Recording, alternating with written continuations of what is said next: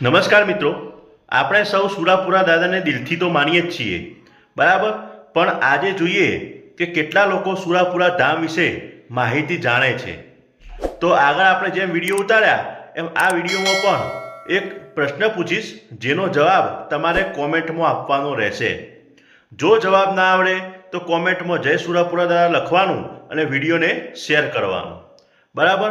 તો પ્રશ્ન ધ્યાનથી સાંભળજો કે સુરાપુરા ધામ કે જ્યાં રાજાજી દાદા અને તેજાજી દાદાની ખાંભીઓ આવેલી છે, તો આ સુરાપુરા ધામ કઈ જગ્યાએ આવેલું છે?